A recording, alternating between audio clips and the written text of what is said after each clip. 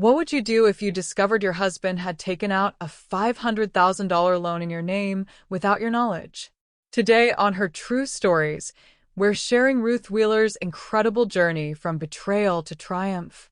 This 66-year-old woman's strategic revenge against her gambling, cheating husband will leave you speechless. Make sure you're subscribed to Her True Stories and hit that notification bell, because this story proves that underestimating a woman can be the biggest mistake of your life. The papers arrived on a Tuesday morning, delivered by a nervous-looking courier who couldn't meet my eyes. I signed for them with steady hands, though my heart was already racing. Even before I opened the manila envelope, I knew my comfortable world was about to shatter. I'm Ruth Wheeler, 66 years old, and until that moment, I thought I understood my life.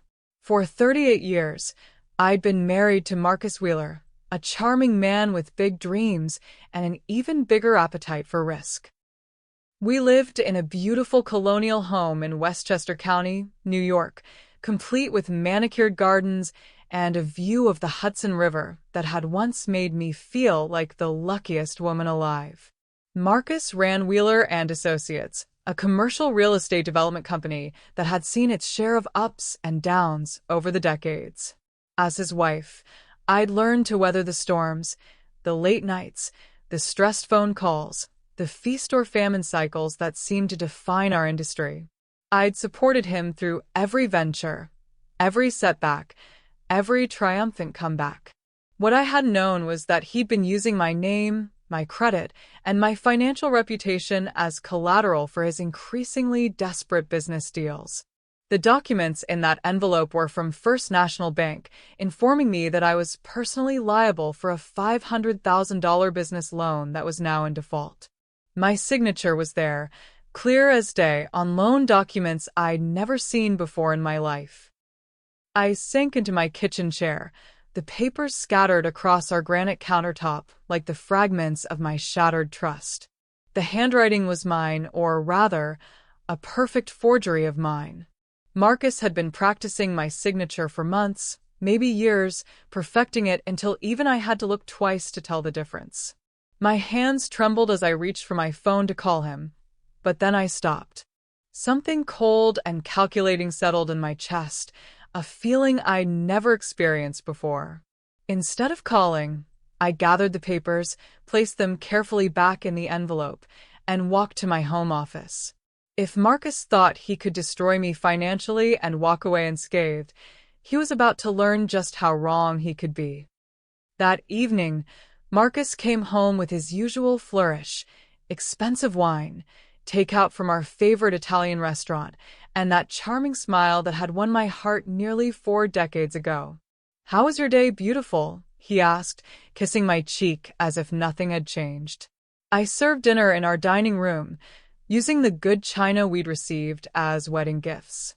The irony wasn't lost on me, celebrating with tokens of our marriage, while he systematically destroyed it from within.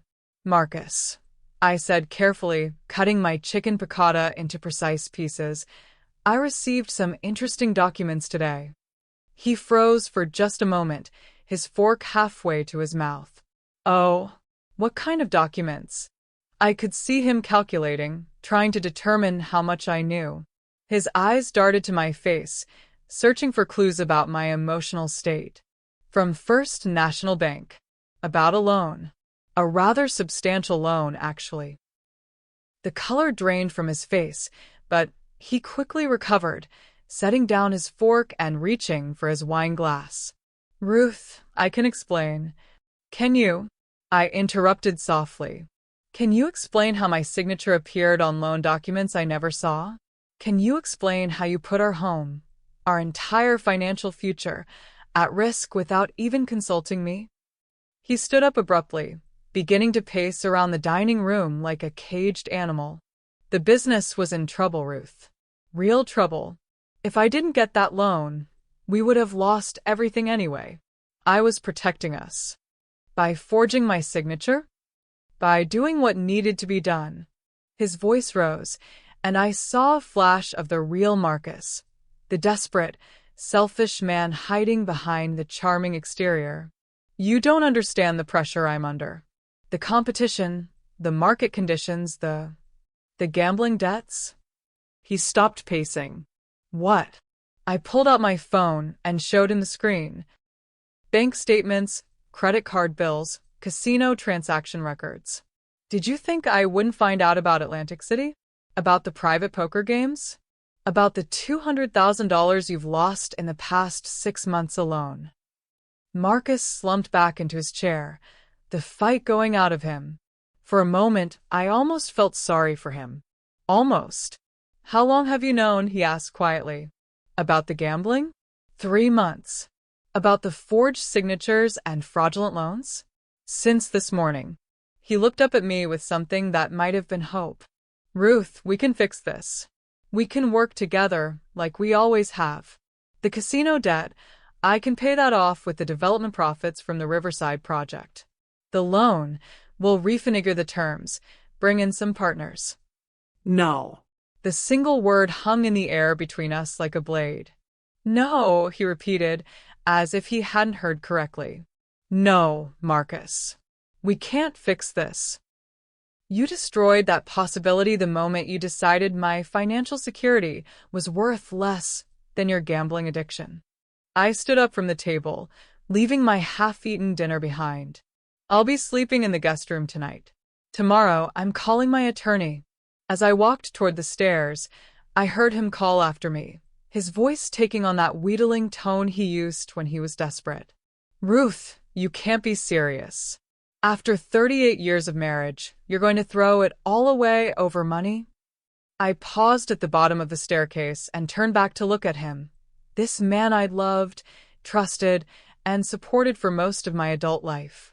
I'm not throwing anything away, Marcus. You already did that for both of us. The next 3 months passed in a blur of legal meetings, document reviews, and the slow, methodical dismantling of our shared life. Marcus hired the most expensive divorce attorney in the county, apparently confident that he could outmaneuver me in court. What he didn't know was that I'd been preparing for this battle far longer than he realized. My attorney, Janet Thornton, was a sharp woman in her 50s who specialized in high-asset divorces involving financial fraud. She'd come highly recommended by my friend Catherine, whose own divorce from her embezzling ex-husband had made local headlines 5 years earlier. The challenge, Janet explained during one of our early meetings, is that your husband has been systematically moving assets out of reach. The business accounts have been drained, transferred to offshore holdings we can't easily access. The properties are buried under layers of LLC ownership. Even your joint investment accounts have been liquidated. I nodded calmly, taking notes in the leather portfolio I'd bought specifically for these meetings. What about the loan? The $500,000 debt in my name? Legally, you're responsible for it since your signature is on the documents. Proving forgery is possible but difficult, especially since the signatures are so well executed. Even if we can prove fraud, the bank will still expect payment. Marcus had been thorough. I had to give him that. In the months before I discovered his deception, he'd been quietly liquidating everything we'd built together. Our retirement accounts, emptied. Our stock portfolio, sold. Even my grandmother's jewelry had disappeared from our safe deposit box. When I confronted him about the missing jewelry during one particularly contentious mediation session, he just shrugged. Desperate times, Ruth. I had to raise capital somehow. Besides, it's not like you ever wore those old pieces anymore. That casual dismissal of my family heirlooms. Pieces that had been passed down through 3 generations crystallized something inside me. This wasn't just about money anymore. It was about respect, about value, about the fundamental recognition that I was a human being with rights and dignity. By the time we reached the final divorce hearing, Marcus had successfully painted me as a naive housewife who'd never worked outside the home and had no understanding of business or finance. His attorney argued that I should be grateful for any settlement at all, given the company's dire financial straits. Your Honor, his lawyer argued with theatrical sincerity, Mrs. Wheeler has lived a comfortable life for decades, supported entirely by my client's business acumen. While we sympathize with her current situation, the unfortunate reality is that the business assets simply aren't there to provide the kind of settlement she's demanding. I sat quietly at the plaintiff's table, my hands folded, my expression calm. Janet had advised me to let Marcus and his attorney do the talking. Let them hang themselves with their own rope, she'd said. And hang themselves they did.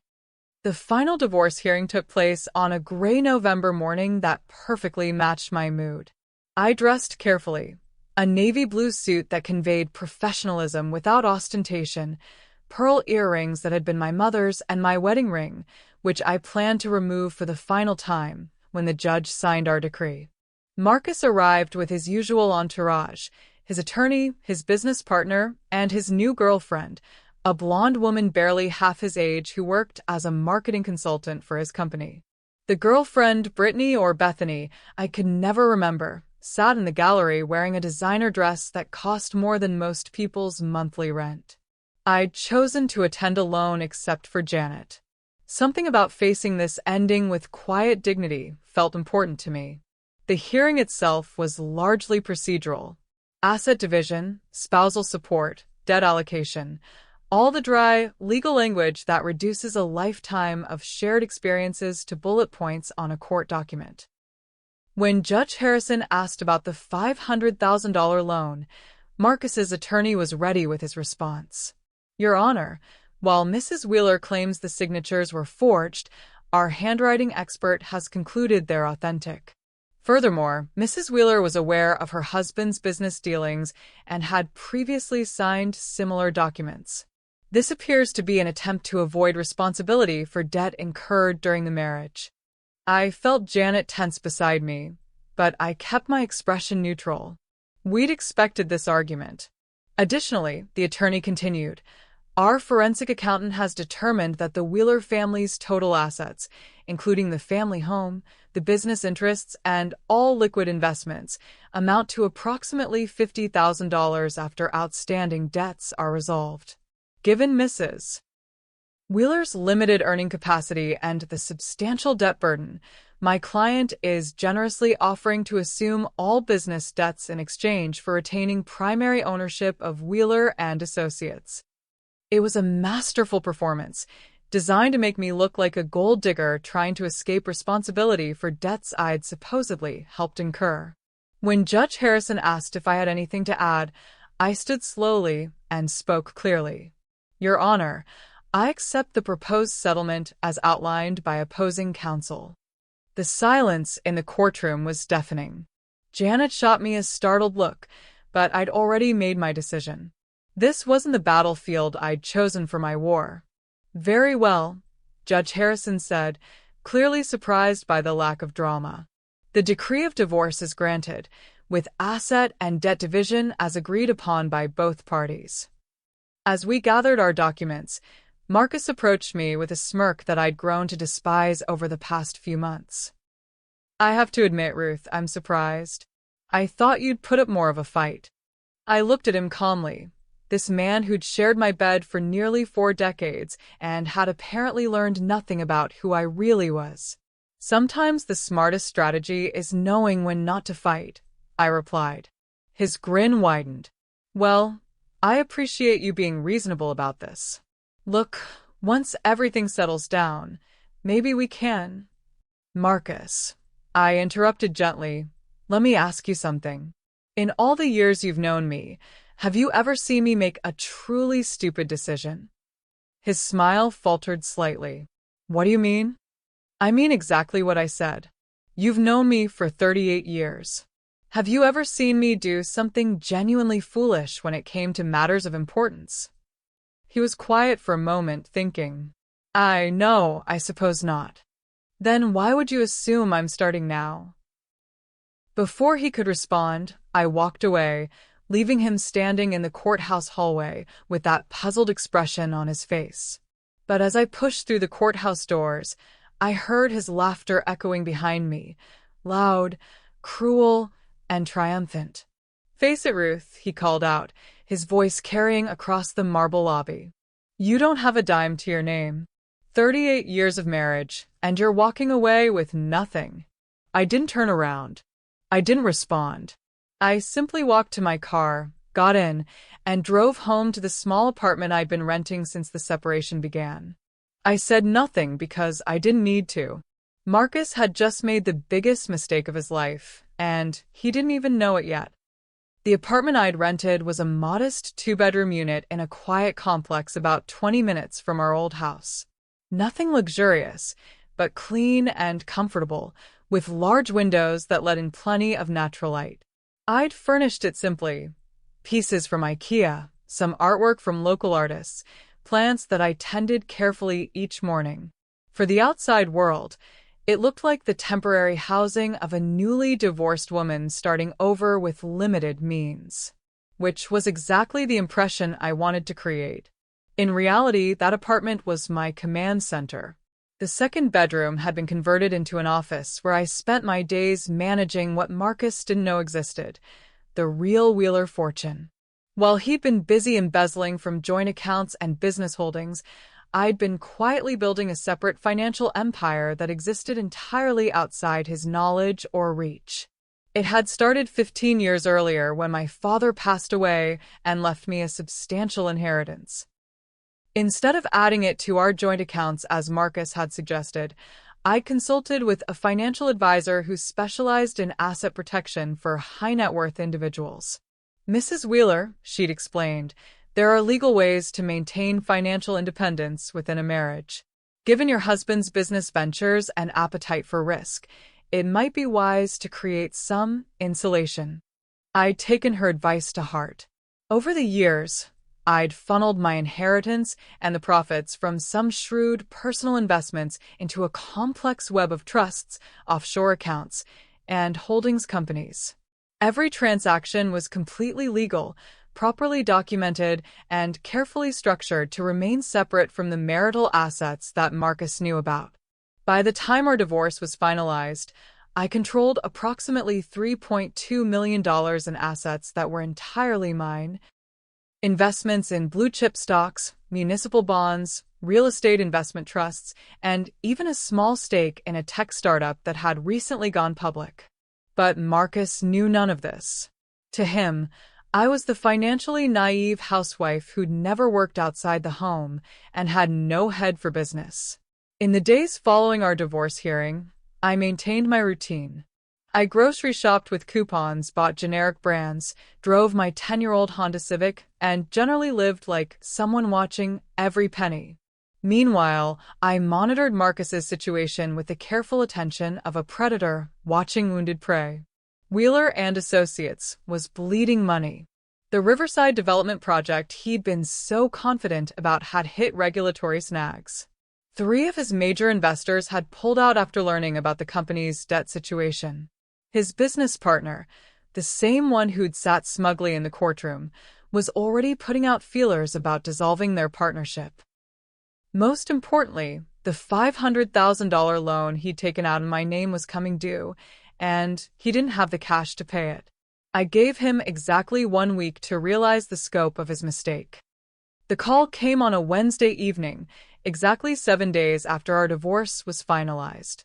I was sitting in my small living room, reading a mystery novel and sipping herbal tea, when my phone rang. Marcus's name appeared on the screen. I let it ring 4 times before answering. "Hello, Marcus." "Ruth." His voice was strained, lacking the confidence and charm that had once defined him. "We need to talk." "Do we?" "I thought our business was concluded." "Ruth, please. I'm in trouble. Real trouble." I marked my place in the book and set it aside. "What kind of trouble?" "The loan. The $500,000 loan. It's being called in, and I don't have the money. The bank is threatening foreclosure on everything.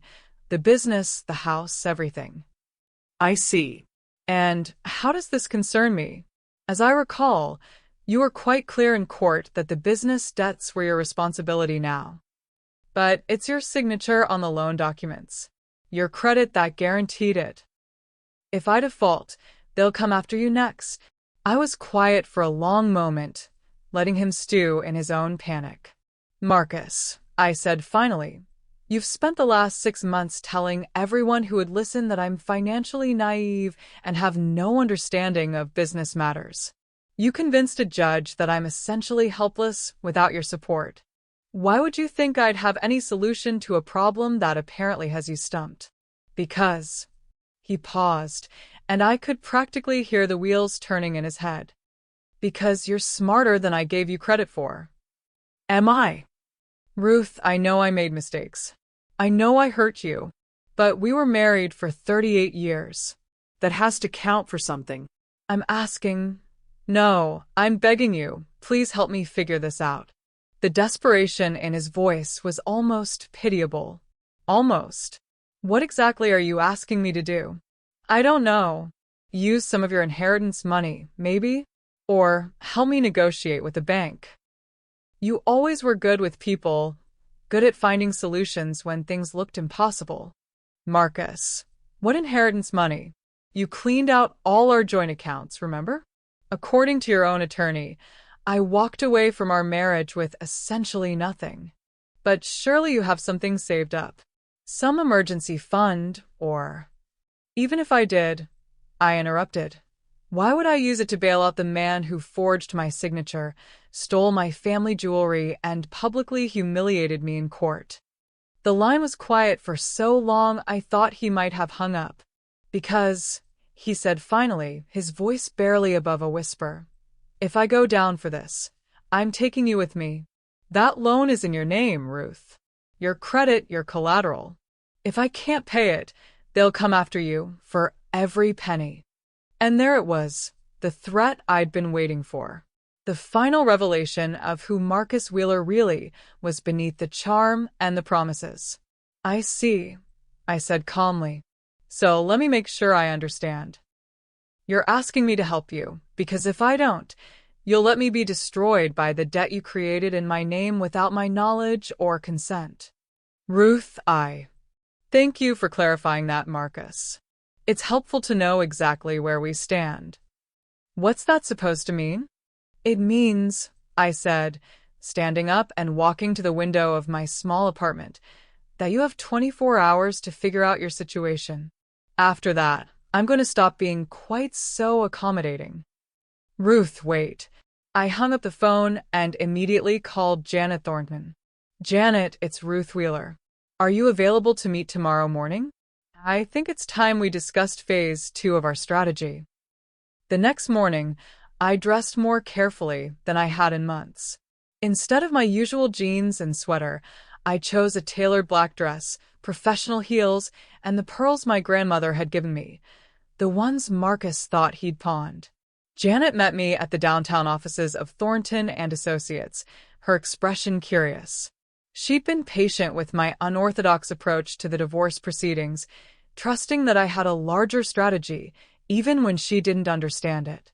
Ruth, she said, settling into her chair with a cup of coffee, you sounded different on the phone last night. More decisive.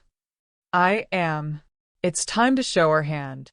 I opened my briefcase and pulled out a thick folder I'd been preparing for months.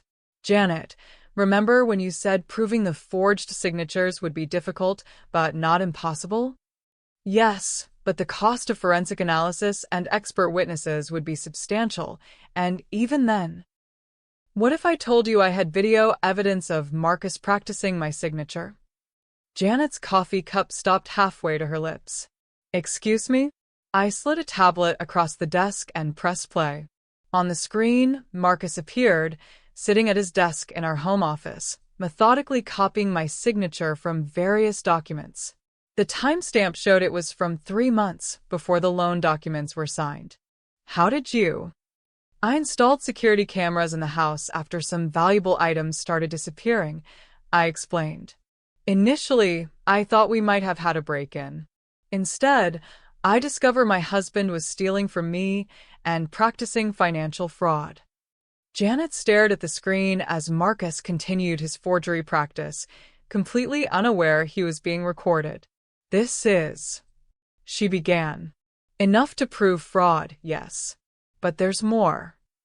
I opened another folder and spread out financial documents, bank statements, and transaction records.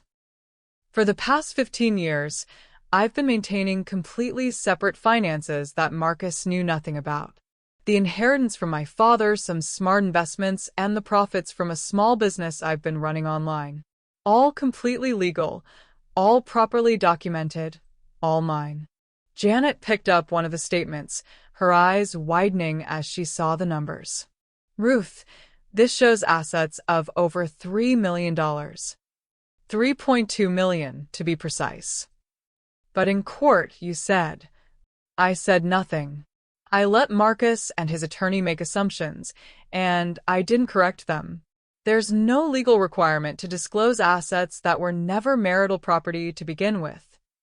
Janet leaned back in her chair, a slow smile spreading across her face. You've been playing chess while everyone else was playing checkers. Something like that. I gathered the documents back into their folder. Now, here's what I need you to do. Over the next hour, I outlined my plan. It was elegant in its simplicity and devastating in its execution. First, we would file fraud charges against Marcus based on the video evidence of forgery.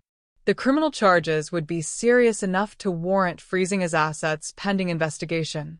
Second, we would use the evidence of his systematic theft of marital property, including my grandmother's jewelry, to file for recovery of stolen assets. Third, and most importantly, we would offer to purchase the defaulted loan from First National Bank at a discount, effectively making me Marcus's creditor. The beauty of this approach, I explained, is that it gives us control over the timeline and terms of resolution. Instead of letting the bank foreclose and destroy everything, we can manage the process. Janet was quiet for a long moment, processing the implications. Ruth, this will ruin him completely.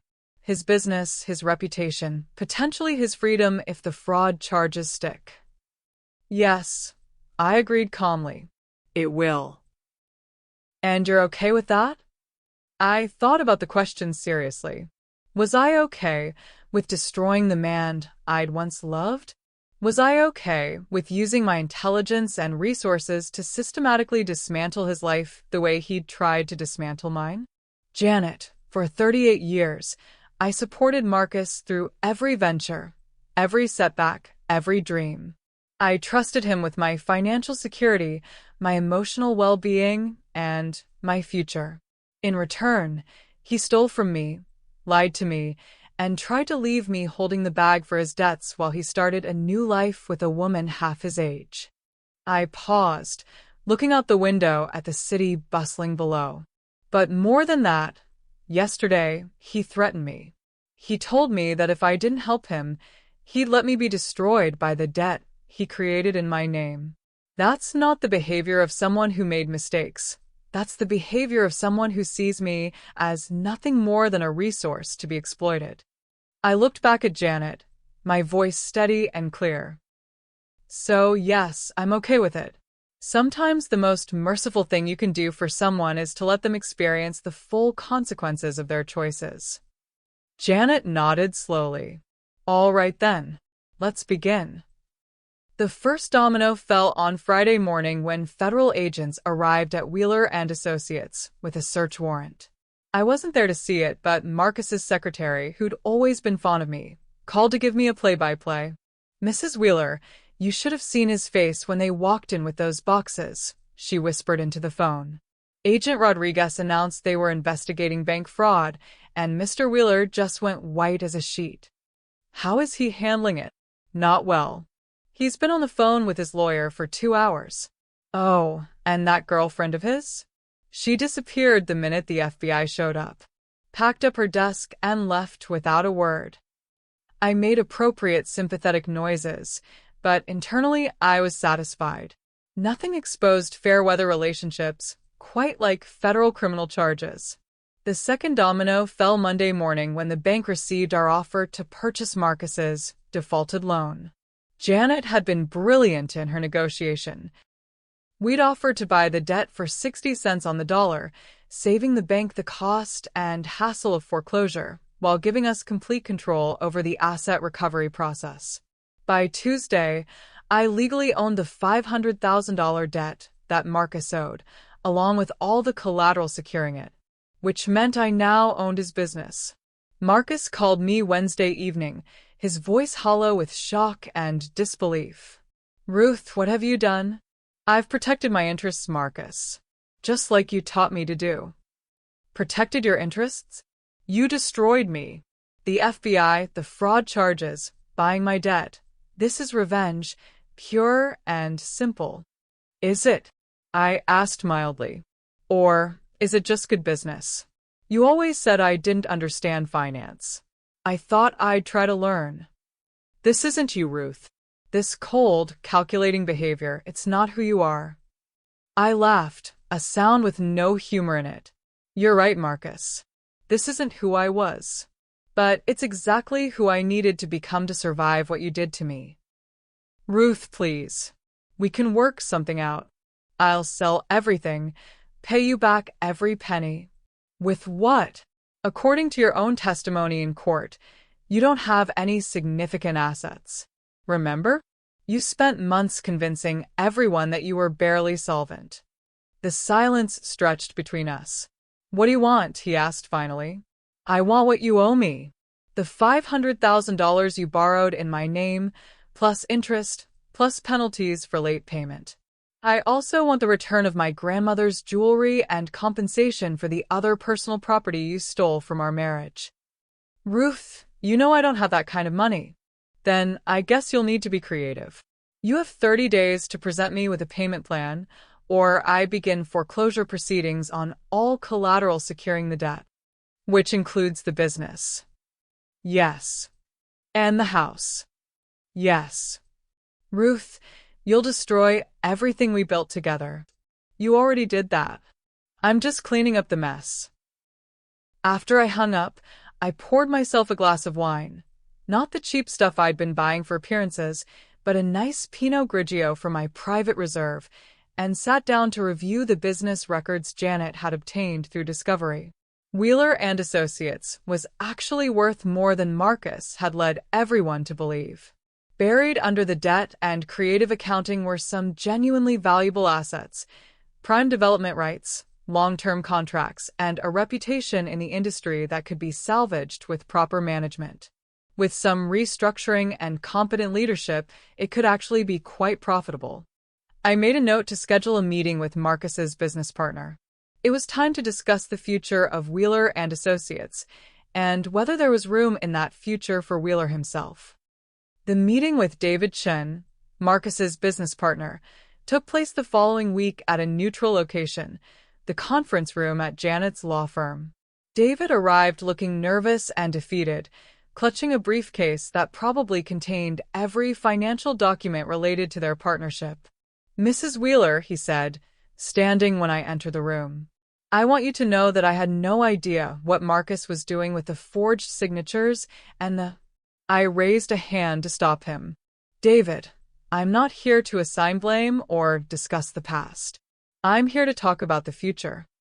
We spent the next 2 hours going through the business books in detail.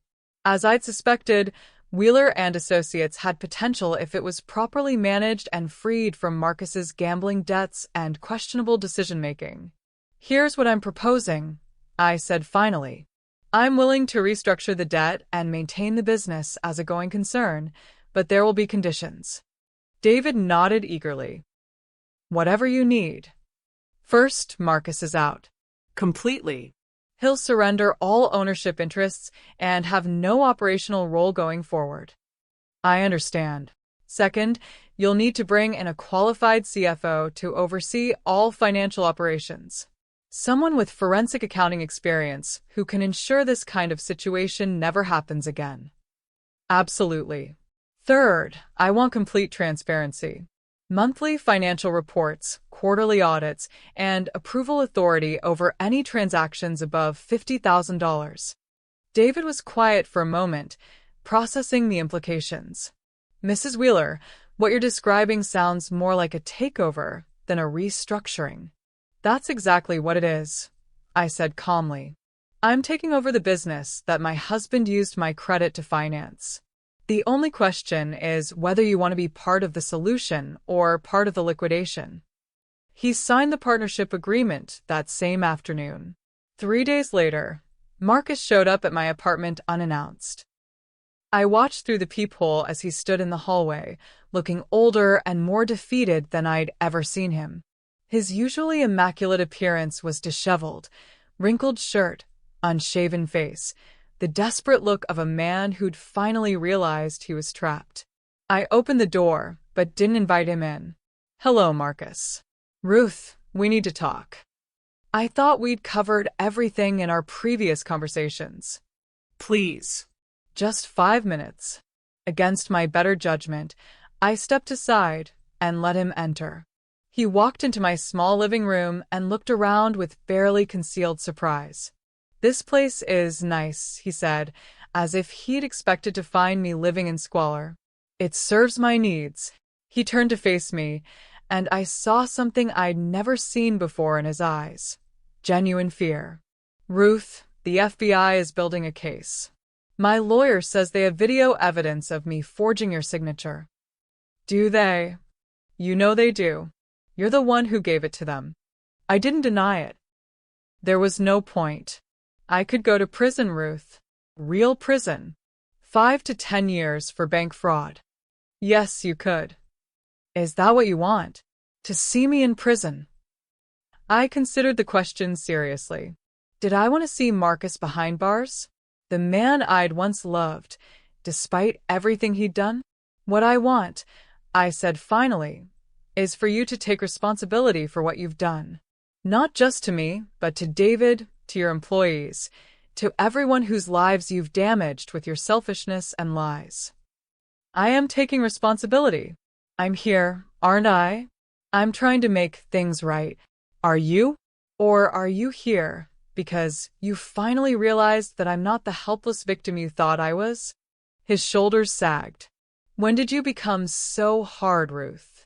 "I became hard when I discovered that the man I'd loved and trusted for 38 years had been stealing from me and forging my signature. I became hard when I realized that everything I thought I knew about my marriage was a lie." I walked to the window and looked out at the parking lot below. "But you know what, Marcus? I'm grateful. Your betrayal forced me to become someone stronger, smarter, more independent than I ever was when I was depending on you. In a way, you did me a favor." When I turned back, he was staring at me with something like recognition. "You planned all of this, didn't you? The divorce settlement, the loan purchase, everything. You knew exactly what you were doing from the beginning." I knew what I needed to do to protect myself. Everything else was just responding to the choices you made. He was quiet for a long moment. "What happens now?" he asked finally. "That depends on you. You can fight this, hire more lawyers, drag out the criminal proceedings, force me to liquidate everything just to recover what you owe me. Or you can accept reality and work with me to minimize the damage." "What kind of deal are you offering?" "Full restitution of everything you stole from me, including the jewelry. A complete confession and apology, public, not private. And you disappear from my life permanently. And in return, I'll work with the prosecutor to recommend leniency on the criminal charges. You'll still face consequences, but hopefully not 5 to 10 years in federal prison." Marcus sank into my small armchair, his head in his hands. "How did it come to this, Ruth? How did we get here?" "You got here by making choices, Marcus. Every day for years, you chose to lie instead of tell the truth. You chose to steal instead of ask for help.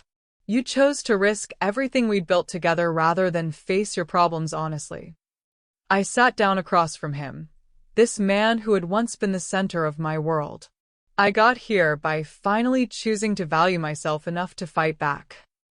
6 months later, I stood in the corner office of what had formerly been Wheeler and Associates, now renamed Chun Wheeler Development, looking out